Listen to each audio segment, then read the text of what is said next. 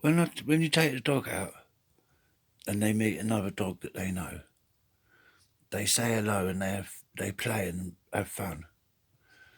And then when it's time to go, they just walk off. They don't say goodbye. But this lady, but they do pine.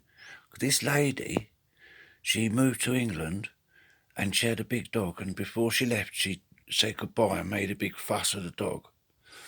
And it died in 3 days. And my mate's dad, when he died, his dog would go to the same park, same place in the park every day where he used to take him, and he'd sit there.